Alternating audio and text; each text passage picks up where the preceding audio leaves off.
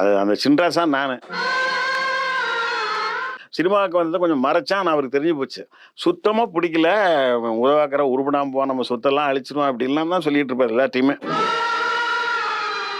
அப்ப என் படம் புது வசந்தம் ரிலீஸ் ஆகி சக்சஸ் பண்ணி அதுக்கப்புறம் தான் இவனுக்கு ஒரு டேலண்ட் இருக்கு. இவன் ஜெயிப்பான்ற நம்பிக்கையே வந்தது.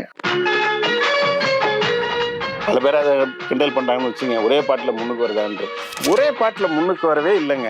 ஒருத்தன் முன்னுக்கு வரத ஒரு பாட்டுல சொல்லியிருக்கான் அவ்வளவுதான். எல்லாம் எந்திரிச்சு மரியாதை குடுப்பாங்க. அப்பாவுக்கு இருக்கிற மரியாதை மாரி. அப்ப அவருடைய பழைய காதலி பாப்பா அப்படி ஒரு லுக் அப்படி விட்டு அப்படி போவார் ஸ்லோ மோஷன்ல.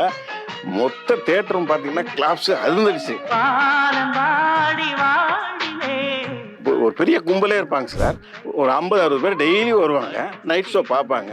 கரெக்டாக அந்த பாட்டு நட்சத்திர ஜன்னலில் வானம்பாடியும் வாழ்விலே அந்த வரி முடிஞ்சோடனே எல்லாரும் உங்கள் சூரியவம்சம் தான் சார் எனக்கு இன்ஸ்பிரேஷனாக இருந்து ஒரு மோட்டிவேஷனாக இருந்து இன்னைக்கு நான் அன்றைக்கெல்லாம் சாதாரணமாக இருந்தேன். எனக்கு இவ்வளோ பெரிய ஆளாக இருக்கேன்னா அது காரணம் சூரியவம்சம் தான் அப்படின்னு சொல்லுவார். இவர் நடிகர் மதன் பாபு கூட என்கிட்ட சொன்னார். அவங்க வீட்டில் வந்து நைட்டில் என்ன டிஃபன் பண்ணுறது அப்படின்னு கேட்டால் சூரியவம்சம் பண்ணு அப்படின்ட்டு வரான். சார் இந்த கதையில் இந்த கேரக்டரில் அஜித்தை போட்டால் எப்படி இருக்கும் அப்படின்னு கேட்டாங்க. சார் அவர் நடித்தா சூப்பராக இருக்கும் சார். நான் அவர் நடிகன் தானே பெரிய ஹீரோ. அவர் எப்படி சார் கெஸ்ட் அப்பியரன்ஸ் நடிப்பார். என்னன்னா ஏதோ ஒரு காரணங்கள் சொல்லி எங்களால் இப்போ படம் பண்ண முடியாது சார், அப்புறம் பண்ணுறேன் சார், நீங்கள் கொஞ்சம் அட்வான்ஸை திருப்பி கொடுத்துருங்கன்றாங்க. ரொம்ப நெருக்கடி, என்ன பண்ணுறேன்னு தெரியல. அதில் ரொம்ப கஷ்டப்பட்டேன். இன்னும் சொல்ல போனால் நீங்கள் நம்ப மாட்டீங்க, கிட்டத்தட்ட 4-5 நாள் சாப்பாட்டுக்கு வழி இல்லாமல் கூட கஷ்டப்பட்டேன். ஒரு ஹீரோயின் இல்ல உங்களுக்கு அப்படின்னு சொன்னப்போ விஜய் அக்செப்ட் பண்ணிட்டாரா? இதுபடி பார்த்தா அப்போ லவ் ஃபெயிலியர் ஆனவங்களாம் வேறு கல்யாணமே பண்ணிக்கூடாதா அப்படின்னு அவ கேட்பா. ஃபெயிலியர் ஆகிறதுக்கு காதல் ஒன்றும் பறிச்சல்லைங்க, அது ஒரு ஃபீலிங் அப்படின்னு சொல்லுவார். இந்த பாட்டு ஒன்று பாடட்டுமா கதை வந்து யாரும் எடுக்க தயாராக இல்லை அப்படிங்கும்போது சௌத்ரி சார்ட்ட ஃபர்ஸ்ட் டைம் நான் சொன்ன கதையே புது சொன்ன கதை தான். சூப்பர் இன்டர்நேஷ்னல்னு இருந்தது. குட் நைட் ஃபிலிம்ஸ் சேர்ந்ததுனால சூப்பர் குட்னு வந்தது. அந்த லோகோ நான் தான் டிசைன் பண்ணேன். அஜித் சாருக்கு என்னவோ என்ன பிடிக்கும். நான் புதிய மன்னர்கள்லேயே வந்து பாபு கணேஷ் கேரக்டர் ஃபர்ஸ்ட் நான் அஜித் தான் கேட்டேன். வணக்கம், நான் ஆர்ஜே சக்தி. நம்ம கூட டைரக்டர் விக்ரமன் அவர்கள் இருக்கிறாங்க. வணக்கம் சார். ரேடியோ வணக்கம். பொதுவா சொல்லுவாங்க ஒருத்தருடைய லைஃப் ஹாப்பியா இருக்குன்னா விக்ரமன் படம் மாதிரி இருக்கு அப்படின்னு சொல்லிட்டு. ஏன்னா உங்களுடைய படங்கள் எல்லாமே அவ்வளோ ஒரு பிளசண்டான மூவிஸ் இல்ல. புது வசந்தம் அதுதான் ஃபர்ஸ்ட் நீங்க எழுதின கதையேவா சார்? ஃபர்ஸ்ட் நான் பண்ணணும்னு நினைச்ச படம் வந்து 2வதா பூஜை போட்டேன். பாட்டு ஒன்று பாடட்டுமா அப்படின்னு சொல்லி ஒரு லவ் சப்ஜெக்ட், ஒரு பீரியாடிக்கல் லவ் சப்ஜெக்ட். அது வந்து ஓப்பனிங் ஒரு 10 to 15 மினிட்ஸ் கரண்டில் போயிட்டு அப்புறம் இப்போ இருந்து 500 வருஷத்துக்கு முன்னாடி அப்படின்னு சொல்லிட்டு போகும் அது ஃபுல்லாக. அப்போ டெக்னிக்கலாக ரொம்ப யோசிச்சு அப்போ டீட்டெயில்ஸ்லாம் இங்கே வரல. சவுண்டில் என்னெல்லாம் பண்ணலாம் வித்தியாசமாக அப்படின்லாம் சொல்லி நிறைய பேர்ட்ட கன்சல்ட் பண்ணி, அப்போல்லாம் நமக்கு யூடியூப் கிடையாது, எதுவும் சோஷியல் மீடியா எதுவும் கிடையாது இல்லையா, ஃபோனும் எஸ்டிடி கிடையாது, ஒன்றும் கிடையாது, ட்ரெங்கால் மட்டும்தான் இருக்கு. இருந்தாலும் நிறைய பேர்ட்டெல்லாம் அட்வைஸ் எல்லாம் கேட்டேன். கேட்டுட்டு அந்த மாதிரி அதை தான் ஃபஸ்ட்டு படமாக பண்ணணும் பிளான் பண்ணேன். ஆனால் அது பட்ஜெட் ரொம்ப ஹை. ஸோ அதனால் ப்ரொடியூசர்ஸ் யாரும் அது முன் வரல. ஆனால் எல்லாருக்கும் அந்த கதை பிடிச்சிருந்தது. அப்புறம் தான் புது வசந்தம் கதை நான் வந்து அசிஸ்டண்ட்டாக இருக்கும்போதே நாங்கள் ரூமில் இருக்கும்போது நாங்கள் விளையாட்டாக பேசின ஒரு கதை தான் அது. அதாவது கோடம்பாக்கம் பிரிட்ஜில் நாங்கள் நடந்துக்கிட்டே பேசிட்டு போவோம் நைட்டில் ஒரு 12 மணிக்கு. அப்போல்லாம் இவ்வளோ டிராஃபிக் கிடையாது. டீ குடிச்சிட்டு குவாலிட்டின்னு ஒரு ஹோட்டல் இப்பவுமே இருக்குன்னு நினைக்கிறேன், ஐ எம் நாட் ஷுவர். அங்கே அப்சரான்னு ஒரு லாட்ஜ் இருந்தது, அங்கே தான் நான் தங்கியிருந்தேன். அதை பேஸ் பண்ணி தான் நான் உன்னை எடுத்து கூட எடுத்தேன்.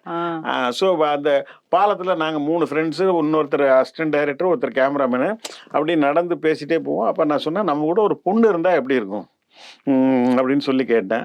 என்ன தப்பு தான் நடக்கும் அப்படின்னு மற்ற ஃப்ரெண்ட்ஸ் சொன்னாங்க. இல்லை அப்படி இருக்கக்கூடாது, நம்ம எப்படி ஃப்ரெண்ட்லியாக இருக்கோமோ அது மாதிரி அவளும் நம்ம கூட ஃப்ரெண்ட்லியாக இருக்கணும். நம்ம கூட நைட்டில் இந்த மாதிரி நம்ம லுங்கி கட்டிட்டு இப்போ வாக்கிங் போகணும், அவளும் நம்ம கூட வந்து ஒரு நைட்டி போட்டுட்டு வாக்கிங் வரணும்.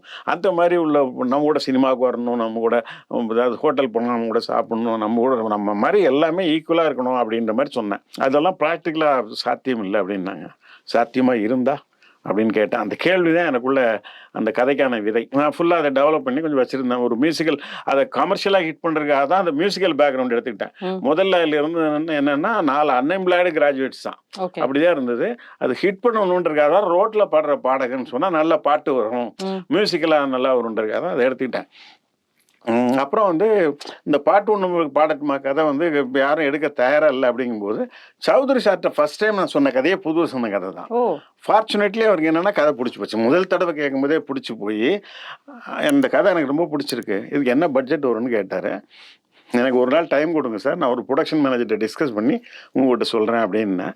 சொன்ன மாதிரியே நான் வெள்ளிக்கிழமை கதை சொல்கிறேன், ஞாயிற்றுக்கிழமை அவர்கிட்ட பட்ஜெட் கொடுக்குறேன், எனக்கு ஓகே நீங்கள் ஆரம்பிச்சிருங்க அப்படின்னாரு. அடுத்த நாளே திங்கக்கிழமையிலேருந்து கம்போசிங்க அப்படி இப்படின்னு.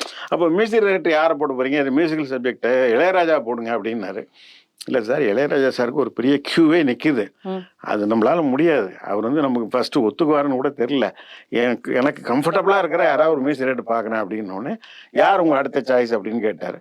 நான் வந்து அப்படியே 3 பேர் சொல்லிட்டு அப்புறம் எஸ்ஏ ராஜ்குமார் கொஞ்சம் பெட்டராக இருப்பார்னு நினைக்கிறேன், இந்த சின்ன பூவே மெல்ல பேசு, மனசுக்குள் மத்தாப்பெல்லாம் நல்லா பண்ணியிருக்காரு சார் அப்படின்னு சொன்னேன். சரி உங்களுக்கு இஷ்டம். அவர் இன்னொன்று என்னன்னா, நான் கதை சொல்லும்போது சுச்சுவேஷனுக்கு எல்லாம் நல்லா பாடி காமிச்சு ஓரளவு அப்போ சுதியோட பாடுவேன். இப்போ அஃப்கோர்ஸ் என்னால் முடியாது. சுதியோட பாடி காமிச்சனால இன்னொன்று என்னன்னா, அவரை அட்ராக்ட் பண்ணுறதுக்காக எல்லாமே ஹிந்தி சாங்காக பாடினேன். அவர் நார்த் இந்தியன்றதுனால. ஸோ என்னன்னா, நான் பாட்டு வாங்கிடுவேன்ற கான்ஃபிடென்ட் அவருக்கு வந்துடுச்சு. அப்புறம் எஸ்ஏ ராஜ்குமார் போட்டு கம்போசிங்லாம் பண்ணோம். ஃபர்ஸ்ட் டே நைட்டே அவர் சௌத்ரி சார்லாம் எங்கேயும் ஒரு டைரக்டர் நம்பி ஒரு ஆஃபீஸ் போட்டு கொடுத்துட்டாரு. படம் ஆரம்பிச்சாருன்னா ஷூட்டிங்கும் வர மாட்டார், டிஸ்கஷனுக்கும் வர மாட்டார். அவர் என்னமோ ஒரு மியூசிக்கில் ரொம்ப இன்ட்ரெஸ்ட் அவருக்கு. ஃபர்ஸ்ட் டே கம்போசிங் முடிஞ்சோம் நைட்டில் வந்து உட்காந்தார் ஒரு 7 மணிக்கு. அப்போ ராஜ்குமார் வந்து பாட்டு ஒன்று பாடட்டுமா, அந்த பாட்டு இது பண்ணி காமிக்கும்போது ரொம்ப பிடிச்சி போச்சு. இந்த படம் மியூசிக்கெல்லாம் ஹிட் ஆகுன்ற கான்ஃபிடன்ட் வந்தது. அதே மாதிரி இது மியூசிக்கெல்லாம் ஹிட் ஆச்சு. ஓகே. இப்போ இந்த ஃபர்ஸ்ட் படம் வாய்ப்பு அப்படிங்கிறது உங்களுக்கு சுலபமாக கிடைச்சதா சார்? ஓரளவு நல்லா நிறைய கம்பெனி ஏறி இறங்கியிருக்கேன். சௌத்ரி சாரை பொறுத்த வரைக்கும் இப்போ சொன்னால ரொம்ப ஈஸியாக கிடைச்சது. ஓகே. பட் அந்த புது வசந்தம் படத்தை பார்த்தானாக்கா, உங்களுடைய டேரக்டர்னு உங்களுடைய பேர் முதல் முறையாக போடுறதும் அந்த ஒரு புள்ளையார் சொல்லி போடுறதுல தான் ஆரம்பிக்கும். அண்ட் அதே மாதிரி பார்த்தா அந்த பாட்டு அவங்க ரோட்ல பாடிட்டு இருப்பாங்க.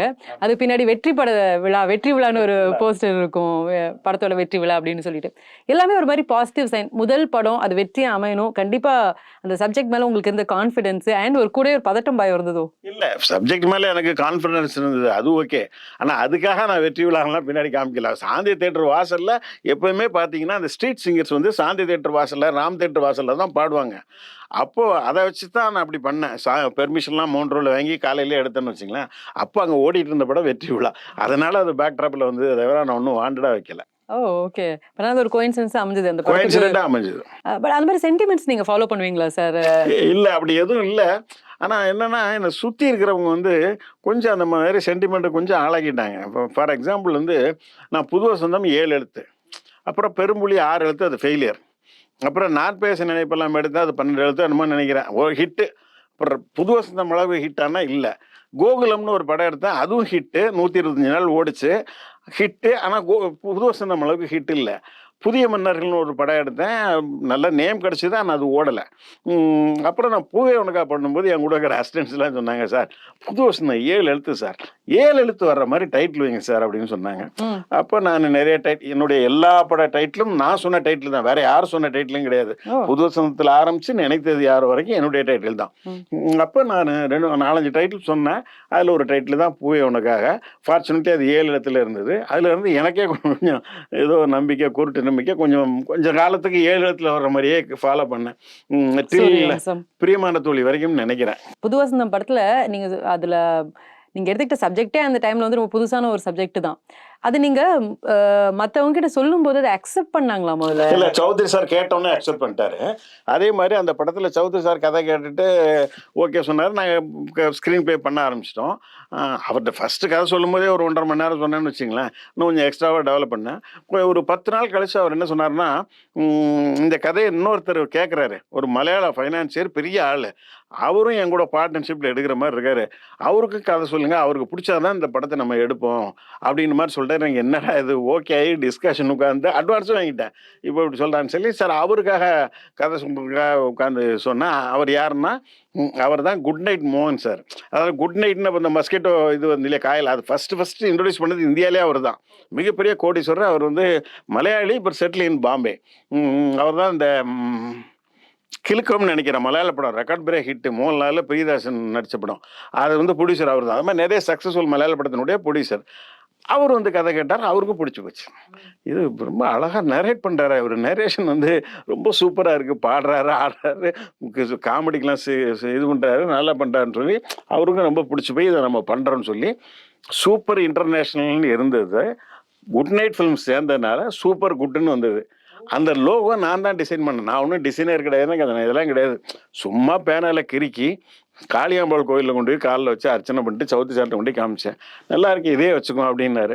இன்னைக்கு 98 படம் முடிச்சிட்டாங்க அந்த லோகோ அந்த பேனரில். 99 102 படம் எடுத்தால் 100 படம் ஆக போகுது. நான் அன்றைக்கி வேண்டிக்கிட்டேன். தாயே இந்த கம்பெனி வந்து ஏவிஎம் மாதிரி ஒரு ஆலமரமாக வரணும் அப்படின்னு வேண்டிக்கிட்டேன். இன்னைக்கு நடந்துருச்சு. 100வது படம் நீங்க பண்றதுக்கான வாய்ப்பு இருக்கா? ஏன்னா நீங்க எப்படியும் அடுத்த ஸ்டோரி தெரியல, அதை சௌத்ரி சார் தான் டிசைட் பண்ணணும். இந்த படத்துல அது மாதிரி காமெடியும் நிறைய இடங்கள்ல சார். இவங்க பாட்டுக்கு அது ஒரு இமோஷனலான சீன் தான். பாட்டு பாடுறதுக்கு போறாங்க, ஆனா ரேடியோ 5 மணிக்கு ஆன் பண்ணும்போது ஆரோக்கியத்தின் வாழ்வினேன், அதெல்லாம் வந்து பயங்கரமான ஒரு விஷயம் சார். எப்படி அதை யோசிச்சீங்கன்னு அது மாதிரி அந்த படத்தில் நிறைய நல்ல நல்ல சீன் இருக்கு. அந்த பொண்ணு அது மாதிரி சித்தாரா ஆனந்த் பாபு குளிச்சுட்டு வருவார். ஒரு கிறிஸ்டியன் வாசலெல்லாம் கால் தடம் போட்டிருக்கோம், கோகுலாஷ்டமிக்கு கால் தடம் போட்டிருக்க மாதிரி. அப்படியே உள்ளே வந்து பார்த்தா இப்போ வந்து ஜீசஸுக்கு ஆரத்தி காமிச்சிட்டு இருப்பா சித்தாரா. என்ன இது இப்போ வால்ஸ் எல்லாம் கால் தடம் போட்டிருக்க, ஜீசஸுக்கு ஆரத்தி காமிச்சிட்டு இருக்க, விட்டா நீ ஜீசஸை மதம் மாற்றிடுவ போல இருக்க அப்படிம்பாரு. இல்லைம்மா, நீங்களெல்லாம் கோகுலாஷ்டமி அன்னைக்கு இப்படி தான் போடுவோம். இப்படி போட்டால் கால் தடம் போட்டால் என்ன அர்த்தம்னா கிருஷ்ணரே நம்ம வீட்டுக்குள்ளே வரணும்னு தான். கிருஷ்ணன் மட்டும் வரலாம், ஜீசஸ் வரக்கூடாதா, அதனால தான் அப்படி போட்டேன் அப்படின்னு சொன்னோடனே ஆனந்த் பாபு அப்படி இமேஜின் பண்ணி பார்ப்பாரு. அப்போ சேரிட்டில் ஓட்டிகிட்டு வருவா, அவங்க பின்னாடி இருப்பாங்க. ஃபஸ்ட்டு ஒரு சர்ச்சுக்கு போவாங்க. அங்கே வந்து என்னென்னு பார்த்தீங்கன்னா ஒரு ஐயர் மந்திரம் சொல்லிட்டு இருப்பார். அப்படியே ஒரு கட் பண்ணால் ஒரு ஹிந்து கோயிலுக்கு போவாங்க அதே காஸ்டியூமில். அங்கே ஒரு ஐயர் வந்து கிறிஸ்டின் இது சொல்லிட்டு இருப்பார். தேவனாகிய இயேசுவின் கிருபையாலே நடப்பவை எல்லாம் நல்லவையாக இருக்கட்டும் அப்படிம்பாரு. டக்குன்னு இது பண்ணிட்டு நினச்சிப்பா எல்லா மதமும் சம்மதம் நினச்சா நல்லா இருக்கு நடக்கணுமே அப்படிம்பாரு. இந்த மாதிரி நிறைய நல்ல நல்ல சீன் இருக்கு. ஆனால் இப்போ நீங்கள் பாராட்டுற மாதிரி அப்போ அதை பெருசாக யாரும் பாராட்டல. இல்லை, பட் ஆனால் அது இப்போ பார்க்கும்போது கூட அது ஒரு ஒரு நிறைய காமெடி வந்து ரொம்ப அந்த கதையோட சேர்ந்த மாதிரியே அதில் அதுதான் உங்களோட படத்தில் ஒரு பெரிய ப்ளஸ்ஸும் கூட. உங்களோட ஒர்க் பண்ணும்போது Rajkumar sir, S A Rajkumar சாரோட பாடல்கள் எல்லாமே இன்னும் பரிமளிக்கும்னு சொல்லலாம். அவர் உங்களுடைய எல்லா படங்கள்லையுமே சாங் வந்து அமேசிங் ஹிட்ஸு. அண்ட் உங்களுடைய ஒவ்வொரு படத்தையும் வந்து அந்த பேக்ரவுண்ட் மியூசிக் கேட்டது இந்த படம்னு சொல்லிடலாம். இதுல இந்த லாலா சீன் வந்துச்சுன்னா இது புது வசந்தம்னு தெரிஞ்சிடும். அந்த மாதிரி காமெடி சீன்னா அது ஒரு மியூசிக் வச்சிருப்பாரு. இன்ஃபேக்ட் சூரியவம்சன் கூட அஜித் குமார் அப்படின்லாம் சொல்லும் போதெல்லாம் பின்னாடி வராது. அது எப்படி சார் ஒர்க் பண்ணுவீங்க உங்களோட? எனக்கு முன்னாடியே நிறைய ராஜா சார் படத்திலேயே நிறைய கோரஸ் ரம்மிங்லாம் வந்திருக்கு. அது ஏதோ நான் தான் பண்ணேன் அப்படின்றத அஃப்கோர்ஸ் என் படத்துல கொஞ்சம் அது ஓவரா இருந்திருக்கலாம். அது வேணால் ஒரு குற்றமாக இருந்திருக்கலாம், தவறாக இருந்திருக்கலாம், அது கொஞ்சம் விமர்சனத்துக்கு உள்ளாயிருக்கலாம். அதுவும் இப்போ 2K கிட்ஸ் தான் அதை இது பண்ணுறாங்க. மற்றபடி அப்போது 90s வந்து அதை யாரும் பெரிய குற்றமாக சொல்லலை. ரசனையாக தான் இருந்தது. ஆமாம், எல்லாரும் ரசிக்கிற மாதிரி தான் இருந்தது. அள வைக்க வேண்டிய சீனில் அந்த கோரஸ் வந்து அள வச்சது தியேட்டரில் அந்த மாதிரி இருந்தது. அந்த காமெடிக்கான மியூசிக் இதெல்லாம் ரியாக்ஷன் வந்து அதுவும் எல்லாம் அந்த காலத்துலேருந்தே எம்எஸ் விஸ்வநாதன் சார் காலத்துலேருந்தே இருக்கும். நான் என்ன பண்ணுவேன்னா காமெடி வந்து ஒரு 2 பேர் இருக்காங்க, ஏதோ ஒரு கான்வர்சேஷன் நடக்குது. அதில் நான் இதை காமெடின்னு நினச்சேன்னா அந்த டைலாக் சொல்கிறவனுக்கு ஆப்போசிட்டில் இருக்கிறவனுக்கு ஒரு ரியாக்ஷன் க்ளோஸ்அப்பில் எடுத்து அது மேலே மியூசிக் போஸ்ட் பண்ணணும். அப்போ தான் அது காமெடி. 2 பேரும் டைலாக் மட்டும் பேசிட்டு முடிச்சிட்டாங்கன்னா அது ஓகே. அவனுக்கு ஒரு மியூசிக் வருது பார்த்தீங்களா, அங்கே தான் அது காமெடி ஒர்க் அவுட் ஆகுது. நீங்கள் எந்த படம் உன்னை நினைத்த வரைக்கும் பார்த்தீங்கன்னா கூட அந்த மாதிரி இருக்கும். சார்லியோட காமெடிலாம் இன்றைக்கி யூடியூப்பில் ரொம்ப வைரல் ஆகிட்டு இருக்கு. ஸோ அதெல்லாம் ஏற்கனவே இருந்ததே தான் நான் பண்ணேன். நான் ஒன்றும் புதுசாக கிரியேட் பண்ணிடலாம் பண்ணல. பட் அந்த பெர்முடேஷன் காம்பினேஷன் வந்து ரொம்ப பக்காவாக இருந்தது உங்களுடைய படங்கள். அதோட மிக்ஸ் இப்போ புது வசந்தமாக இருக்கட்டும், உங்களுடைய படங்களாக இருக்கட்டும், நீங்கள் வந்து ஒன்ஸ் அதை எடுத்து முடிச்சதுக்கப்புறம் சில சீன்ஸ்லாம் இது வேணும் வேண்டாம் அந்த மாதிரிலாம் எடுப்பீங்களா? அது எல்லா கிரியேட்டர்ஸுக்கும் நடக்கிறது தானே. எடுப்போம், எல்லாமே படத்தில் இருக்குமானா இருக்குது, அது கொஞ்சம் ரிமூவ் ஆகும். ஆனால் கொஞ்சம் போன படம் பண்ணும்போது கொஞ்சம் தெளிவாகிட்டேன். இவ்வளோ எடுத்தால் போதும், இதுக்கு மேலே எடுக்கக்கூடாதுன்னு சொல்லி கரெக்டாக எடுத்து ஒரு 38-37 நாளில் எடுத்து முடிச்சின படத்தை.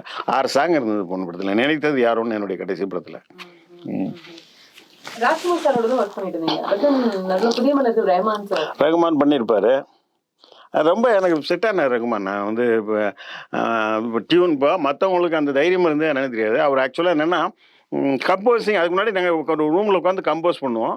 அதில் நான் டியூன் செலக்ட் பண்ணுவேன். ராஜ்குமார் ஒரு 10 டியூன் போட்டார்னா இந்த டியூன் ஓகே, இதெல்லாம் வேண்டாம் அப்படின்னு சொல்லி இந்த டியூனில் ஃபர்ஸ்ட் ஹாஃப் எடுத்துங்க, இல்லை செகண்ட் ஹாஃப் எடுத்துங்க அப்படின்னு செலக்ட் பண்ணுவேன். அதே ரகுமான்கிட்ட போனீங்கன்னா அப்படிலாம் இருக்காது. அவர் உட்காந்து தனியாக உட்காந்து ஒரு டியூன் பண்ணி நமக்கு சிடி கொடுப்பாரு.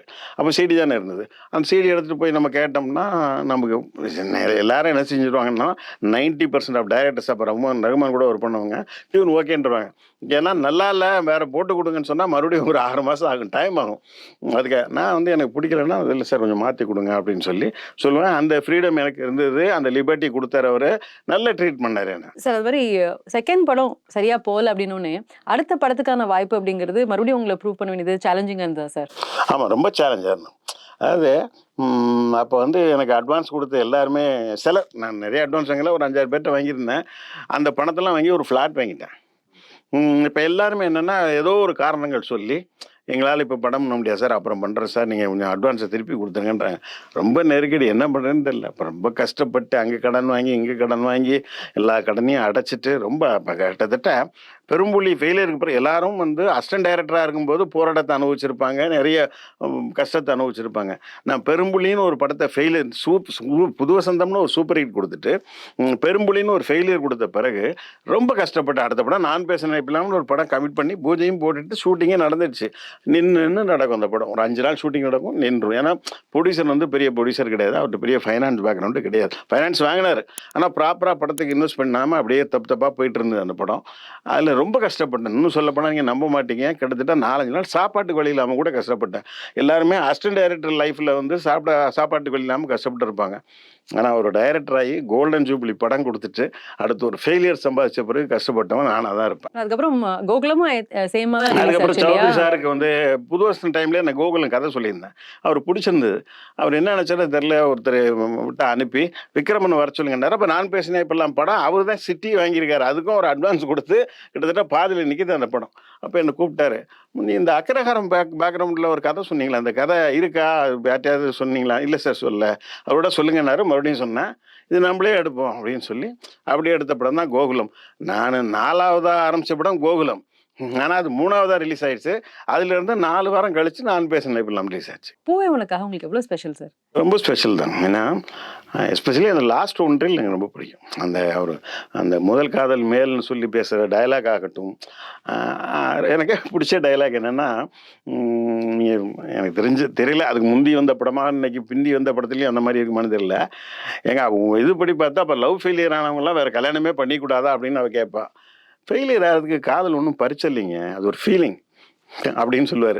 தியேட்டரில் பெரிய கிளாப்ஸ்னு வச்சுக்கணும். எனக்கு ரொம்ப பிடிச்ச டைலாக். அந்த மாதிரி நிறைய டைலாக் நான் நல்ல நல்ல டைலாக் எழுதியிருக்கேன். சூரிய வம்சத்தில் கூட சரத்குமார் சொல்லுவார், இந்த மாதிரி ரோசாப்பூ சாங் தேவயானி பாடி முடிச்சோன்னு சொல்லுவார், உங்கள் படிப்பு பட்டாலும் நீங்கள் வந்து உங்கள் படிப்புக்கு ஏற்ற ஒரு மாப்பிள்ளையை பாருங்க, அதான் பெட்டர், நான் படிக்காதவன் அப்படின்னு சொல்லுவார். அப்போ தேவயானி சொல்லும், படிப்பு பட்டாலாம் பார்த்து ப்ரிஃபரன்ஸ் கொடுக்கறதுக்கு காதல் ஒன்றும் எம்ப்ளாய்மெண்ட் எக்ஸ்சேஞ்ச் இல்லைங்க, அது மனசை பார்த்து வர விஷயம் அப்படின்னு சொல்லுவார். இந்த மாதிரி நிறைய யதார்த்தமான நிறைய நல்ல டைலாக் எழுதியிருந்தேன். அது என்னமோ இங்கே கோடிட்டு காமிக்கப்படலை, பெருசாக பாராட்டப்படலை. ஃபார் எக்ஸாம்பிள் உன்னை எண்ணத்தில் கூட பார்த்தீங்கன்னா அந்த மொத்த கதையை ஒரு டைலாக்ல சொல்லியிருப்பேன். எண்டில் சூர்யா சொல்லுவார், ரோட்டில் போய்ட்டுருப்போங்க, முன்னாடி போகிற காரில் டோர் சரியாக சாத்தாமல் போனோம், அந்த நம்ம 2 வீலரில் போய்ட்டுருப்பான், அந்த வண்டியை ஓவர்டேக் பண்ணியாவது போய் உங்கள் வண்டியில் டோர் சரியாக சாத்தலைங்க அப்படின்னு வான் பண்ணிட்டு போவோம். அவன் எக்கேடு கட்டாலும் பரவாயில்லன்னு விட்டுற மாட்டேங்க, முன்ன பின்ன தெரியாதவன் மேலேயே நமக்கு அக்கறை இருக்கும்போது நான் உங்களை லவ் பண்ணியிருக்கேங்க, எக்கேடு கட்டாலும் பரவாயில்லன்னு என்னால் விட்டுற முடியுமா அப்படின்னு கேட்பார். அது ஒரு நல்ல டயலாக். இது மாதிரி ஒவ்வொரு படத்துலையும் ஏதோ நான் எழுதியிருப்பேன். அது ஒன்றும் பெரிய பாராட்டுகள் எனக்கு கிடைக்கல. சூரிய வம்சம் பற்றி பேசும்போது சார், அந்த படத்துல ஃப்ரேம் பை ஃப்ரேம் அது கிளாசிக் ஐகானிக்கான ஒவ்வொரு சீன் தான். அது காமெடியா இருக்கட்டும். இன்னைக்கு காலைல தேவயானி மேம் வந்திருந்தாங்க, அவங்களும் உங்களதான் சொன்னாங்க. அதுல வந்து நான் அவ்வளவு ஹிட் ஆனா காரணம் விக்ரமன் சார், அவர் சொன்னதை நான் நடிச்சேன் அப்படின்னு சொல்லிட்டு. சோ சூரிய வம்சம் படம் வச்சிருக்கீங்க, ரியல் லைஃப்ல வந்து சொன்னீங்க கொஞ்சம். அந்த சின்ராசா நான் சின்ராஸுக்கும் எனக்கு வித்தியாசம் என்னன்னா, சின்ராஸ் வந்து படிக்காதவர், நான் படித்தவன், நான் பிகாம் கிராஜுவேட்டு. எங்கள் 3 பேர், 2 அண்ணா, ஒரு அண்ணன் எல்டர் பெரிய அண்ணன் இறந்துட்டார். 2 அண்ணா. எங்கள் அப்பாவுக்கு என்னென்னா, நான் வந்து ஓரளவு படிக்கிற வரைக்கும் கொஞ்சம் பிடிச்சிருந்தது. அப்புறம் நான் சினிமாவுக்கு வந்த பிறகுலாம் சுத்தமாக அவருக்கு, நான் சினிமாவுக்கு வந்ததை கொஞ்சம் மறைச்சா நான் அவருக்கு தெரிஞ்சு போச்சு, சுத்தமாக பிடிக்கல, உதவாக்கிற உருப்படாமல் போவோம், நம்ம சொத்தெல்லாம் அழிச்சிடுவோம் அப்படின்லாம் தான் சொல்லிட்டு இருப்பார் எல்லாத்தையுமே. அப்போ என் படம் புது வருஷம் ரிலீஸ் ஆகி சக்ஸஸ் பண்ணி அதுக்கப்புறம் தான் இவனுக்கு ஒரு டேலண்ட் இருக்கு, இவன் ஜெயிப்பான்ற நம்பிக்கையே வந்தது. அது எங்கள் வீட்டில் என் பிரதர்ஸ் கூட என்ன பெருசாக சப்போர்ட் பண்ணல, இவன் உருப்படாமல் தான் போகிறான் அப்படின்னு தான் எல்லாருமே நினச்சாங்க. பட் ஃபார்ச்சுனேட்லி சக்ஸஸ் பண்ணி வந்தேன். அந்த வசனம் இருக்கு, அந்த ஊழியால. ஆமாம் ஆமாம், எல்லா வசனமுமே தான். சோ அந்த படத்துல இன்ட்ரெஸ்டிங்கான சில விஷயங்கள் நடந்திருக்கும் சார். இல்ல எவ்வளவோ இருக்கு அந்த படத்துல. அது வந்து ஏன்னா அந்த டயலாக் எல்லாம் இன்னைக்கு நாங்க சொல்றோம், ஃப்ரெண்ட் பாயசம் சாப்பிடுறீங்களா, ஃப்ரெண்டா இருக்கட்டும், இந்த மறிக்குழந்து சென்டா இருக்கட்டும், எல்லாமே வந்து இன்னைக்கு நம்ம மீம்ல போடுறது, அந்த மாதிரி கான்வர்ஸ் பண்ணும்போது சொல்லக்கூடிய ஒரு விஷயமா இருக்கு. அவ்வளவு ஐகானிக் டயலாக். சோ அந்த படம் பத்தி கண்டிப்பா எனக்கு ஏதாவது விஷயங்கள் தெரிஞ்சுக்கணும். இல்ல நிறைய இருக்கும். அது வந்து ஃபஸ்ட்டு ஆரம்பிக்கும் போது சென்னையில் தான் ஆரம்பித்தேன். ஒரு 4-5 நாள் சென்னையில் தான் ஷூட் பண்ணேன். அப்புறம் பொள்ளாச்சியில் புறவிப்பாளையம் ஹவுஸ்னு ஒன்று இருக்குது, அங்கேயும் எடுத்தேன். அப்புறம் வந்து சேத்துமடை பக்கத்தில் உள்ளே போயிட்டு ஒரு மலை அடிவாரத்தில் ஒரு வீடு இருக்கும், அந்த வீடுடைய எக்ஸ்டீரியர் மட்டும்தான் எடுத்தேன். என்னுடைய எல்லா படமுமே பார்த்தீங்கன்னா எக்ஸ்டீரியர் ஒரு இடமா இருக்கும், புது வசனத்தில் ஆரம்பிச்சு இன்டீரியர் வேற ஒரு இடமா இருக்கும். இப்படியெல்லாம் ஜாகிரஃபியை ஜிக்ஜாக்காக மாற்றி தான் நான் எடுப்பேன். நான் அசிஸ்டன்ட் டைரக்டராக ஒர்க் பண்ணதுனால அதுக்கு ரொம்ப ஈஸி எனக்கு. அந்த மாதிரி வேரியஸ் பிளேசஸில் தான் எடுத்த படம் சூரியவம்சம். அந்த வாத்து சீன் எடுக்கும்போது ரொம்ப படாப்படுத்தி எடுத்துச்சு வாத்து. நான் வந்து 500 வாத்து வேணும் அப்படின்னு கேட்குறேன். சரின்னு சொல்லி லோக்கல் மேனேஜர் 500 வாத்துன்னு கொண்டாந்து விட்டார். எனக்கு என்னமோ அது 500 வாத்து மாதிரியே தெரில, கொஞ்சம் தானே இருக்குது, இது எப்படி 500 வாத்துன்னு சொல்கிறாரு அப்படின்னு, இதெல்லாம் எண்ணுவாங்க அப்படின்னு சொல்லிட்டாங்க. எண்ணவே முடியலைங்க. இப்படி என்ன வாத்து அப்படி போகுது, அப்படி போனால் இப்படி போகுது, இப்படி போகுது, முடியல. கிட்டத்தட்ட 1 hour ட்ரை பண்ணிட்டு விட்டுருப்பா, அது 500 வாத்தான்ப்பா அப்படின்னு சொல்லிட்டு அந்த சீன் எடுத்தோம். இன்றைக்கே அந்த சீன் ஸ்க்ரீனில் வரும்போது இது 500 வாத்தானா உண்மையிலேயே அப்படின்னு சொல்லி எனக்கு ஒரு டவுட் இருக்கும். அந்த மாதிரி இருக்குது நிறைய. அதே மாதிரி இந்த ரோசாப்பூ சாங்குக்கு முன்னாடி இந்த ஒரு பஸ் ஸ்டாண்ட் மாதிரி இருக்கும், அங்கே ஒரு பைக்கை நிறுத்தியிருப்பார். அந்த பஸ்லேருந்து பிரியாரமன் இறங்கி வருவாங்க. அப்போ லா லா லா லா லா லா அப்படின்னு அந்த ஹம்மிங் ஆரம்பிக்கும். அப்புறம் பைக்கில் ஏற்றுவார், பாட்டு ஆரம்பிக்கும். அந்த சீன் எடுக்கிறதுக்கு முன்னாடி மெத்தன ஒரு மணிக்கு பைக்கை ஸ்டாண்ட் போட்டு வச்சுருக்காரு இவர் சரத்குமார் சார். பிரேக் விட்டு சாப்பிட்டு வந்து மறுபடியும் ஆரம்பிக்கலாம் அப்படின்னு சொல்லி பார்த்தா, அந்த பஸ் இது வந்து இந்த இடத்துல பஸ் ஸ்டாண்டு மாதிரி நாங்கள் கிரியேட் பண்ணியிருக்கோம். ஒரு பிளைன் ஓப்பன் பிளேஸில் வந்து ஒரு 6 பஸ்ஸை நிறுத்தி பஸ் ஸ்டாண்ட் மாதிரி கிரியேட் பண்ணியிருக்கோம். இப்போ ஒரு பஸ் என்ன பண்ணிட்டான், நியூட்ரலில் விட்டான் போல இருக்குது, அது அப்படியே வர ஆரம்பிச்சிச்சு. கேமரா நான் கேமராமேன் 3 பேர் தான் இருக்கோம். அப்படியே ஒரு செகண்ட் இப்படி ஜம்ப் பண்ணி இப்படி போனோம், கேமரா அடியில் போயிடுச்சு. சரி கேமரா முடிஞ்சது போல இருக்கு அப்படின்னு நினச்சிட்டு அப்புறம் பஸ்ஸை எல்லாம் சேர்ந்து புஷ் பண்ணி நிறுத்தி பாறாங்கல் கல் எல்லாம் வச்சு ஏதோ டிரைவர்லாம் பிடிச்சி திட்டி எல்லாம் பண்ணி அப்புறம் பார்த்தோம். ஃபார்ச்சுனேட்லி அந்த கேமரா பெருசாக டேமேஜ் ஆகலை, அந்த ஸ்டாண்டு மட்டும் உடஞ்சி போச்சு. அப்புறம் அதுக்கு வந்து அந்த கேமரா ஸ்டாண்ட் ரொம்ப அழுதாப்புல, சார் எங்கள் ஓனர் என் சம்பளத்தில் பிடிச்சிருவார் சார், இது 22,000 சார் அப்படின்னாப்புல. அப்புறம் நான் ஓனருக்கு பேசி நான் கொடுத்துட்றேங்க, அதை அவர்கிட்ட எதுவும் கேட்காதீங்க அப்படின்னு சொல்லி அது முடிஞ்சது. அந்த மாதிரி அது உயிருக்கு ரிஸ்கான விஷயங்களும் இருக்குது, ஹாப்பியான விஷயங்களும் சூரியவம்சத்தில் இருக்குது. அதுவும் இந்த நட்சத்திர ஜன்னலில் பாட்டு வந்து கண்டிப்பா சொல்லியே ஆகணும். ஏன்னா ஒரு ஹாப்பியான விஷயம், ஏதோ வீடு சந்தோஷமா இருக்குன்னா அந்த பாட்டு தான் எல்லாருக்குமே நட்சத்திர ஜன்னலில் தான். இப்போ மேதா அவர்கள்ட்ட பேசிட்டு இருக்கும் போதும் அந்த பாட்டை பத்தி சொன்னாங்க, அந்த வரிகள் எல்லாமே அவ்வளவு அருமையா இருக்கும். அந்த பாட்டு உங்களுக்கு எப்படி சார் ஒரு பாட்டுல மொத்த சந்தோஷத்தையும் நீங்க கொண்டு வந்தது? இல்லை, எனக்கு ரொம்ப பிடிச்ச அதில் ஒரு இடம் உண்டு. பல பேர் அதை கிண்டல் பண்ணுறாங்கன்னு வச்சுங்க, ஒரே பாட்டில் முன்னுக்கு வருதான்ட்டு. அதுக்கு முன்னாடியே அது அண்ணாமலையில் இருக்குது, ஓகேங்களா. ஒரே பாட்டில் முன்னுக்கு வரவே இல்லைங்க. ஒருத்தர் முன்னுக்கு வரத ஒரு பாட்டில் சொல்லியிருக்கேன், அவ்வளோதான். நான் ஒருவேளை அங்கே பாட்டு போடலங்க, என்ன வந்திருக்கும், ஒரு ஈர்க்காடிங்க ஏதோ ஒரு மியூசிக் வந்திருக்கும்ல. வெறும் மியூசிக்கை எப்படி ஒருத்தன் 5 நிமிஷம் பார்ப்பான் இல்லையா? அது ஒரு இன்ட்ரெஸ்டாக ஆக்கணும், ஒரு கான்சன்ட்ரேட் பண்ண வைக்கணும், வெளியில் எந்திச்சு போக விடாமல் உட்கார வைக்கணுன்றதுக்காக தான். அப்போல்லாம் சிகரெட் பிடிக்கிறதுக்கு வெளியில் போயிடுறாங்க, சிகரெட்டு தேட்டருக்குள்ளே பிடிக்கலாம். அதுக்காக தான் ஒரு பாட்டு போடுறேன், அது ஒரு ஸ்வீட்டான சாங்குன்னு வச்சுங்களேன். எனக்கு பிடிச்ச இடம் அந்த சாங்கில் என்னென்னா, இவர் வந்து ஒரு சின்ராசு பெரிய ஆள் ஆகிட்டார், ஒரு கல்யாண மண்டபத்தில் நடந்து வருவார். அப்போ அவருடைய பழைய காதலி எல்லாம் எந்திரிச்சு மரியாதை கொடுப்பாங்க, அப்பாவுக்கு இருக்கிற மரியாதை மாதிரி. அப்போ அவருடைய பழைய காதலி பாப்பா அப்படியே ஒரு லுக் அப்படி விட்டு அப்படி போவார் ஸ்லோ மோஷனில். மொத்த தேட்டரும் பார்த்தீங்கன்னா கிளாப்ஸு அதிர்ந்துடுச்சு. நான் வந்து என் படம் வந்து நான் தேட்டரில் பொதுவாக சென்னையில் பார்க்க மாட்டேன், வெளியூரில் பார்ப்பேன். அப்போது வந்து சென்னையில் கமலா தேட்டர் ஓனர் வந்து சிதம்பரம் சார் வந்து என்னை ரொம்ப கட்டாயப்படுத்தி, சார் உங்கள் படம் ரெக்கார்ட் பிரேக்காக ஓடிட்டுருக்கேன் தேட்டரில், நீங்கள் வந்து பாருங்கள் சார், இன்றைக்கி 50ஆவது நாள் சார் அப்படின்னு கூப்பிட்டாரு. 50ஆவது நாள் நைட்டுக்கு போகிறேன், அன்னைக்கும் ஹவுஸ்ஃபுல். அந்த படம் பெரிய ரெக்கார்டு என்னென்னா 100 நாள் வரைக்கும் ஆல்மோஸ்ட் ஆல் ஷோஸ் ஹவுஸ்ஃபுல். 3ஆவது வாரம் வந்து ஒரே ஒரு ஷோ, நைட் ஷோ மட்டும் கொஞ்சம் பிரேக் ஆச்சு. ஏன்னா விஐபின்னு பிரபுதேவா நடிச்சு தானு சார் படம் ஒன்று ரிலீஸ் ஆன அன்றைக்கி மட்டும் 25 டிக்கெட்டும் என்னமோ நின்று போச்சு, அதனால ஹவுஸ்ஃபுல் ஆகலை. மற்றபடி அது ஹவுஸ்ஃபுல்லாகவே போச்சு. நான் சொல்கிற அந்த பர்டிகுலர் ஷார்ட் சாங்கில் வரும்போது மொத்த தேட்டரும் மிதிச்சிட்டாங்க. அப்போ கமலா தேட்டர் வந்து மினிக்கு இந்த கமலாலாம் கிடையாது, ஒரே தேட்டர் தான், 2 சேர்த்து பெரிய தேட்டரு. அப்படியே பிளாஸ்ட் ஆயிடுச்சு. அப்புறம் திருநெல்வேலிக்கு போனால் அங்கே திருநெல்வேலியில் பெரிய தேட்டர் பூர்ணகலான்னு ஒரு தேட்டரில் ஓடுது, அங்கே சில்வர் ஜூப்ளி ஓடின ஒரே படம் வந்து சூரியவம்சம்.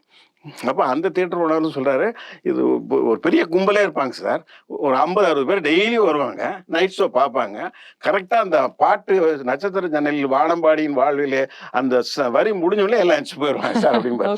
ஏன்னா அவன் ரிப்பீட் ஆடியன்ஸ் திரும்ப படம் பார்த்துட்டான், அந்த இடம் அந்த ஒரு ஷாட்டுக்காக வந்து பார்த்துட்டு இருப்பான். அது பல பேருக்கு மோட்டிவேஷனாக இருந்தது. நிறைய பேர் வந்து நான் ஒரு பேர் சொல்ல விரும்பல. எனக்கு தெரிஞ்ச மிகப்பெரிய ஒரு தொழிலதிபர். கிட்டத்தட்ட ஒரு 1000 கோடிக்கு அதிபதி. அவர் சொன்னார், "சார் உங்க சூரியவம்சம் தான் சார் எனக்கு இன்ஸ்பிரேஷனாக இருந்து, ஒரு மோட்டிவேஷனாக இருந்து, இன்னைக்கு நான் அன்னைக்கெல்லாம் சாதாரணமாக இருந்தேன். எனக்கு இவ்வளோ பெரிய ஆளா இருக்கேன்னா, அது காரணம் சூரியவம்சம் தான்" அப்படின்னு சொல்லுவாரு. எனக்கு ரொம்ப ப்ரௌடா இருந்தது. நம்ம ஒரு சினிமா வந்து நம்ம ஒண்ணும் பெரிய மெசேஜ் சொல்லணும், மாரல் சொல்லணும்லாம் படம் எடுக்கல. ஆனா நம்ம படம் ஒரு நல்ல விஷயத்த பண்ணியிருக்கு அப்படிங்கும்போது நமக்கு ஒரு பெரிய ஹேப்பியா இருந்தது சார். அண்ட் அந்த படத்துல வந்து திருமணம் ஆனதுக்கு அப்புறமும் வந்து அந்த பொண்ணு ஐஏஎஸ் ஆகலாம், கலெக்டர் ஆகலாம். அதுக்கெல்லாம் எந்த ஒரு தடையும் கிடையாதுங்கிறதையும் நீங்க ஆமா. ஏன்னா, அதுக்கு முன்னாடி வந்த எல்லா படமும் தமிழ் படமாகட்டும், ஹிந்தி படமாகட்டும், தெலுங்கு படமாகட்டும், எந்த படமாகட்டும், நீங்க ஈவன் ப்ராவர் பேர் இருக்கு. எவரி சக்சஸ்ஃபுல் மேன் ஹஸ் பிகின்ட் லேடின்னு தான் இருக்கு. ம மு ஆ ஒரு ஆம்பளன்றது இல்ல. ஃபர்ஸ்ட் டைம் என்னன்னா, ஒரு பெண்ணின் முன்னேற்றத்திற்கு ஒரு ஆண் காரணமா இருக்கான். அவ கணவன் காரணமா இருக்கா அப்படின்னு சொன்னேன். அது நெறைய பேருக்கு அது ரொம்ப பிடிச்சிருந்தது. அது வந்து இந்த டிகேஎஸ்ன்னு ஒரு ரைட்டர் இருக்காரு. அண்ணாமலை படத்துக்கு அவர் தான் டயலாக் ரைட்டர். நிறைய ஹிந்தி படங்களுக்கு ஸ்க்ரீன் பிளே ரைட்டர் அவரு. இன்னைக்கு இருக்காரு. 85 இயர்ஸ் என்னமோ ஆச்சு. இன்னும் இருக்காரு. ரொம்ப ஆக்டிவா இருக்காரு. அவரு வந்து சூரியவம்சம் ப்ரொஜெக்ஷன் பார்த்துட்டு சொன்னாரு. அதே மாரி கோட்டி ராமகிருஷ்ணா தெலுங்கு டைரக்டர். அவர் இல்ல அஃப்கோர்ஸ். அவரும் சொன்னாரு. ராகவேந்திர ராவ் சார் பார்த்துட்டு அத சொன்னாரு. அவங்கலாம் ரொம்ப ஹைலைட்டா பாராட்டுனது இததான். ம். ரொம்ப அது அருமையான விஷயம் நீங்க சொன்னது. அண்ட் அதுக்கு ஈக்குவலா பயங்கர ஹைலைட்டான விஷயம் இட்லி உப்புமா. உங்க வீட்ல செய்வீங்களா? ஆமா, எங்க வீட்ல பண்ணுவாங்க. ஓ! அதனால தான் அது வச்சீங்களா? ஆமா. அதனால வச்சா நாட் ஒன்லி மை ஹவுஸ். திருநெல்வேலில ஜெனரலா இப்போ எல்லா வீட்லயுமே நெறைய வீட்ல நைட்ல பார்த்தீங்கன்னா, அதான் டின்னருக்கு இருக்கும். ம். இப்ப நெறைய மெஸ்ல எல்லாம் போட ஆரம்பிச்சுட்டாங்கல்ல. மயிலாப்பூர்ல இந்த மாரி நெறைய மெஸ்ல இட்லி, உப்புமான்னு நைட்ல போட ஆரம்பிச்சுட்டாங்கல்ல. ஆமா. அது அந்த டைம்ல சூரியவம்சம் இட்லி உப்புமான்றது ரொம்ப ஆமா. ஒரு அது பேரே சூரியவம்சம் தான். இவரு நடிகர் மதன் பாபு கூட ஒரு தடவ என்ட்ட சொன்னாரு. அவங்க வீட்ல வந்து நைட்ல என்ன டிஃபன் பண்றது அப்படின்னு கேட்டா, சூரியவம்சம் பண்ணு அப்படின்ருவாராம். உடனே அவங்களுக்கு புரிஞ்சிடுமா, அவங்க இட்லி உப்புமா பண்ணிருவாங்களாம். அதுவும் பயங்கர அமேசிங்கா இந்த படத்துல அப்படி எடுத்தோம்னா ஒரு சீனுமே மணிவண்ணன் சாரோட காமெடி அது அந்த தர்மபிரபு அதெல்லாம் வந்து ஐகானிக். அது மாதிரி பஸ்ல அந்த ஜன்னல்ல உட்காந்துட்டு அவனுக்கு ஹாய் சொல்லுன்னு சொல்லுவாரு ராஜகுமாரன் சார். அதெல்லாம் வந்து இன்னைக்கு வரைக்கும் ஜங்ஷன் நாங்க டவுன். ஜங்ஷனுக்கு வந்து பஸ் ஸ்டாண்ட்ல வந்து அரசன் ஒரு டீ கடை இருக்கு. இப்பவும் இருக்கு. டீன்னா ஒரு பேக்கரி. அங்க உட்காந்து டீ சாப்பிட்டு, வாசல்ல வந்து நின்னுட்டு, அப்போ ஸ்மோக் பண்ணேன். தம் அடிச்சுட்டு நாங்க 5, 6 ஃப்ரெண்ட்ஸ் இருப்போம். அப்போ பஸ் அப்பதான் அந்த பஸ் ஸ்டாண்ட்லேருந்து கிளம்பி அப்படி போகும். அப்போ எவனா தூங்கிட்டு போனானா, இவன் எழுப்பு, அவனை எழுப்பு, அவனை எழுப்புன்னு சொல்லி ஒருத்தன் பார்த்தான். "மாமா எப்படி இருக்கீங்க? சௌக்கியமா?" அப்படின்லாம் கேட்டு அவனை இது பண்ணுவான்.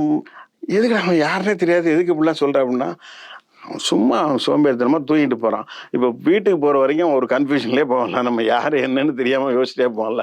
போட்டோம் விடு அப்படிம்போம். அதைத்தான் கொஞ்சம் எண்டு மட்டும் ரிவர்ஸ் பண்ணி மணிவண்ண சாரியா ராஜகுமாரன் கலாய்க்கிற மாதிரி அதை பண்ணியிருப்பேன். நீங்க சொன்னீங்க உங்களுடைய படங்கள் வந்து தியேட்டர்ல எந்த அளவுக்கு ரிசீவ் ஆகுது அப்படின்னு. புது வசந்தம் நீங்க எந்த தியேட்டர்ல பாத்தீங்க சார்? நான் புது வசந்தம் வந்து ஃபர்ஸ்ட் பார்த்தது கோயம்புத்தூர் கேஜி தேட்டர்ல. ராகம், தானம், பல்லவி இன்னும் 4 தேட்டர் இருக்கு. இன்னும் இருக்குன்னு நினைக்கிறேன். அதில் ராகம் தான் பெரிய தேட்டரு. அங்கே தான் பார்த்தீங்கன்னா புது வசந்தம் ரிலீஸ் ஆகி அந்த படம் பார்த்தீங்கன்னா சின்ன படம் ஒரு ஃபெஸ்டிவலுக்கு ரிலீஸ் ஆகுது அவுட் ஆஃப் 14 ஃபிலிம்ஸில்.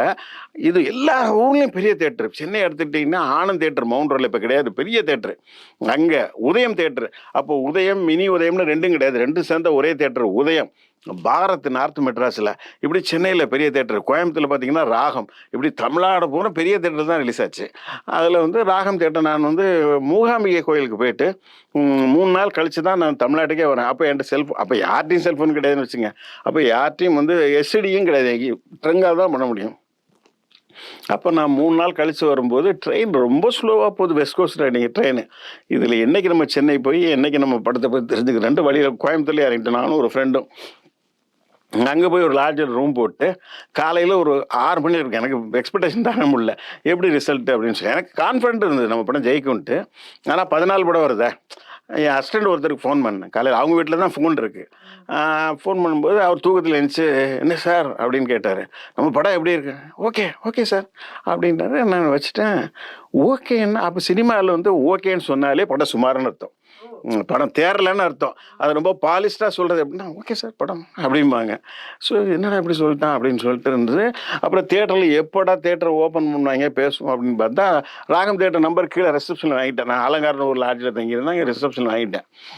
ஒரு 9 மணிக்கு ஃபோன் பண்ணுறேன். குப்பை ஓட்டுற அம்மா தான் வருது.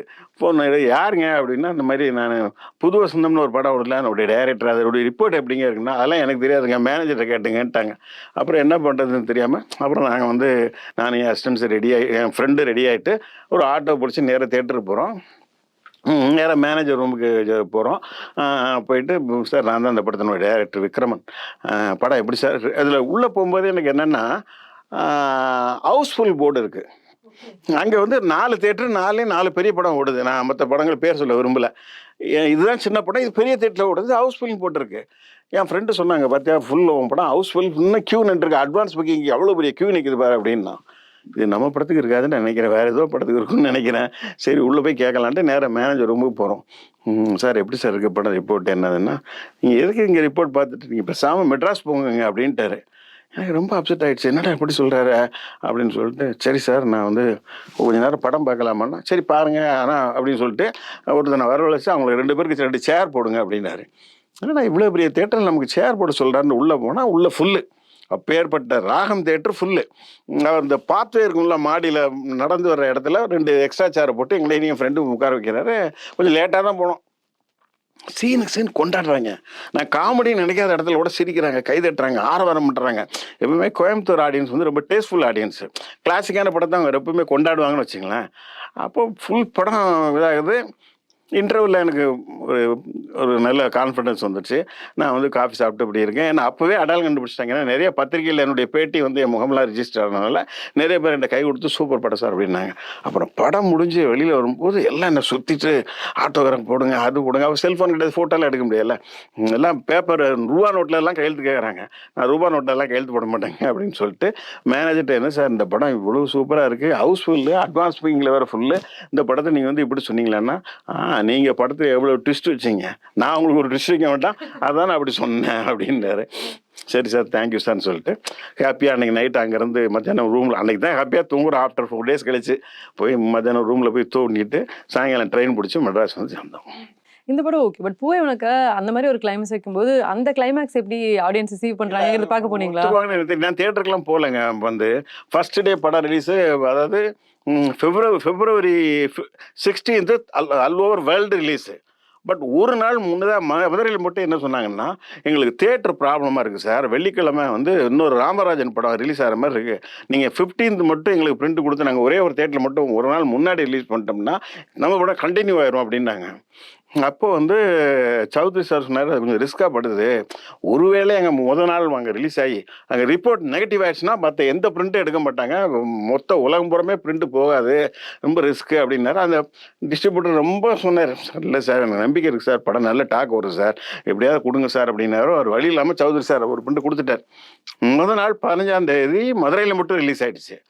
சரி நான் அதை பற்றி கேர் பண்ணிக்கல. நான் நேராக சூப்பர் கூட்டு போனேன், அங்கே போய் உட்காந்துருந்தேன். 1:30 மணிக்கு அங்கேருந்து ஃபோனு. சௌத்ரி சாருக்கு இப்போவும் அந்த கிளைமேக்ஸ் மேலே டவுட் இருந்துகிட்டே இருக்குது, இது ஒத்துக்குவாங்களா மாட்டாங்களான்ட்டு. அவர் என்கிட்ட கேட்டார், நம்ம அந்த கிளைமேக்ஸ் ரெடியாக இருக்குல்ல அப்படின்னா, சார் ரெடி சார், ஓகேன்ட்டா லேபில் பிரிண்ட்டு போட்டு கொடுத்துருவாங்க, ஜாயின் பண்ணிடலாம் அப்படின்னு சொல்கிறேன். சும்மா ஒரு 600 அடி ஃபுட்டேஜ்னு வச்சுங்களேன். இப்போது ஒரு 1:30 மணிக்கு ஃபோன் வருது, பார்த்தா அந்த மதுரை டிஸ்ட்ரிபியூட்டர், சார் படம் super duper hit sir, end டைலாக்குக்கெல்லாம் கிளாப்ஸ் மேலே கிளாப்ஸு கொண்டாடுறாங்க சார், படம் இது பெரிய ரெக்கார்ட் பிரேக் ஹிட்டாக போகுது அப்படின்னாரு. அப்போ சௌத்ரி சார் சொன்னார், என்னங்க படம் அப்படி பயங்கர ரிப்போர்ட்டாக இருக்குன்னாரு. கன்ஃபார்மாக வரணும் சார், பாருங்கள் வெயிட் அண்ட் சி அப்படின்னு சொல்லிட்டு வந்தேன். அடுத்த நாள் தமிழ்நாடு பூரா உலகம் பூரா ரிலீஸ் ஆச்சு. எல்லா இடத்துலையுமே பாசிட்டிவ் ரிப்போர்ட் தான், எங்கேயுமே டிவைடட் ரிப்போர்ட் கிடையாது, எல்லா இடத்துலையுமே பாசிட்டிவ் ரிப்போர்ட். ஒரு ஹீரோயின் இல்லை உங்களுக்கு அப்படின்னு சொன்னப்போ விஜய் அக்செப்ட் பண்ணிட்டாரா? நல்லா அக்செப்ட். அவர் அதெல்லாம் ஒரு கொஸ்டினுமே கேட்கலைங்க. என்ன மீனும் படம் இல்லை, அப்போ அவர் நடித்த எந்த படமே அவர் கேட்டதும் இல்லை, எதுவும் தலையிட்டதும் இல்லை. அந்த டைமில் ஒரு ஹீரோவா உருவாயிட்டு வர அவருக்கு ஒரு ஹீரோயினே இல்லை கடைசி வரைக்கும் அப்படிங்கும்போது இல்லையா, சங்கீதா கூட அவருக்கு டுவேட்லாம் இருக்கு, டுவேட் இருக்கு. பட் அது அவர் ஹீரோக்கு அது போதுமேங்க. அவங்க அப்பா என்கிட்ட கேட்டது என்னென்னா, என் பையனுக்கு ஒரே ஒரு ஃபைட் மட்டும் வைங்க அப்படின்னாரு. நான் ஒரு ஃபைட்டை எடுத்தேன், ஸ்ரீபெரும்புதூரில் விஜய் வச்சு ஒரு ஃபைட் எடுத்தேன். அந்த ஸ்டண்ட் சிவா தான் ஃபஸ்ட்டு அதை கொரியோகிராஃப் பண்ணார். ஃபைட்டை எடுத்தேன், பட் அது படத்துக்கு தேவையில்லைன்றனால அப்புறம் அதையும் எடுத்துட்டேன். இந்த படங்கள்லாம் பற்றி பேசும்போது நம்ம Karthik sir and Roja ma'am வச்சு உன்னதத்தில் என்னை கொடுத்து நிறுத்திங்க, அதுவும் சூப்பர் டூப்பர் ஹிட்டு. ஸோ அந்த படத்தில் அஜித் சார் வந்து ஒரு கேமியோ மாதிரி தான் அதில் வந்திருந்தாரு. அது எப்படி சார் அது அவர் இல்லை, அவர் அஜித் சாருக்கு என்னவோ என்ன பிடிக்கும். நான் புதிய மன்னர்கள்லேயே வந்து பாபு கணேஷ் கேரக்டர் ஃபஸ்ட்டு நான் அஜித் தான் கேட்டேன். அஜித் அப்போ வந்து அப்பவும் அவருக்கு முதுகில் ஏதோ அடிபட்டு அவர் வந்து அப்போ ஒரு படம் தான் நடிச்சிருக்காரு, அமராவதினு ஒரு படம், அது கமர்ஷியலாக பெரிய ஹிட் இல்லை. அப்போது நான் கேட்கும்போது அஜித்துடைய மேனேஜர் யாரை வந்து, இல்லை சார் வந்து கொஞ்சம் இதாக இருக்கார், கஷ்டம், உடம்பு சரியில்லாமல் இருக்கார், அப்புறம் ரெக்கவர் ஆகி நடிக்கிறதுக்கு எப்படியும் 6 மாதம் ஆகும், அதனால் அடுத்து உங்கள் படங்கள் ஏதாவது வரும்போது சொல்லுங்கள், அவர் பண்ணுவார் அப்படின்னு சொல்லிட்டு போயிட்டாங்க. அப்புறம் தான் பாபு கணேசன் நடிச்சார். அந்த பாட்டெல்லாம் ஹிட் ஆயிடுச்சு. அதுக்கப்புறம் நான் உன்னிடத்தில் என்னை கொடுத்தேன் பண்ணும்போது அஜித்துக்கு வந்து ஆசை ரிலீஸ் ஆகி சில்வர் ஜூப்ளி, காதல் கோட்டை ரிலீஸ் ஆகி சில்வர் ஜூப்ளி, அப்படி பெரிய அப்படியே வான்மதி மதுமதி அப்படி நிறைய ஹிட்டு கொடுத்து பெரிய ஆள் ஆகிட்டார். அப்போது லட்சுமி மேகர்ஸ் ப்ரொடியூசர்ஸ் வந்து சார் இந்த கதையில் இந்த கேரக்டரில் அஜித் போட்டால் எப்படி இருக்கும் அப்படின்னு கேட்டாங்க. சார் அவர் நடித்தா சூப்பராக இருக்கும் சார், நான் அவர் நடிகன் தானே, பெரிய ஹீரோ, அவர் எப்படி சார் கெஸ்ட் அப்பியரன்ஸ் நடிப்பார் அப்படின்னா, நான் வர சொல்கிறேன் நீங்கள் பேசி பாருங்கன்னாரு. அவர் ஆஃபீஸ்க்கே வந்தார், எல்லாமே ஆஃபீஸ்க்கே வந்தார். நான் ஒரு ரூமில் உட்காந்து வந்து பார்த்தாரு. அப்போ நான் சொன்னேன், இந்த மாதிரி ஒரு கெஸ்ட் அப்பியரன்ஸுங்க நான் சொல்கிறேன், உங்களுக்கு பிடிச்சுன்னா நீங்கள் பண்ணுங்க அப்படின்னா. நீங்கள் எதுவுமே சொல்ல வேணாம், உங்கள் படத்தில் நான் நடிக்கிறேன், எனக்கு கேரக்டர்லாம் வேணாம், என்னை வில்லனா கூட காமிங்க, நான் நடிக்க தயார் அப்படின்னு சொல்லிட்டு போயிட்டேன். அதே மாதிரி ஒரு ஜென்டில்மேன், நான் படம் ஃபுல்லாக அவர் ஜென்டில்மேன் தான் கூப்பிட்டேன். அவர் வந்து கரெக்ட் டைமுக்கு வருவார், நைட் அண்ட் டே நடிப்பார். அந்த மாதிரி ஃபுல்லாக கோஆப்ரேட் பண்ணேன். பட் இந்த அளவுக்கு உங்களை ரசிச்சிருக்கிறார் அவர் அப்படின்னா, அடுத்த ஒரு படம் எனக்கு ஃபுல் படம் பண்ணுங்க அப்படின்னு அவர் கேட்டு அது இப்போ அதுக்கப்புறம் நான் பண்ணலான்ட்டு இருந்தேன். பட் ஒரு 2-3 வருஷத்துலேயே ஒரு மிகப்பெரிய ஹீரோ ஆகிட்டார். ஆக்ஷன் ஹீரோவாக தீனா ஈனாலாம் நடித்து வேற ஒரு பரிமாணத்துக்கு போயிட்டார் அவர். இப்போ நம்ம போய் ஒரு சாஃப்ட் ஃபிலிம் நான் பண்ணுறேன் அப்படின்னாலே அதுக்கு எக்ஸ்பெக்டேஷன் இருக்காது. விக்ரமன் அஜித் அப்படின்னாலே அதுக்கு ஒரு பெரிய எக்ஸ்பெக்டேஷன் இருக்காது. என்னால் கரெக்டாக அப்படி ஒரு படம் பண்ண முடியுமான்னு வேறு தெரில.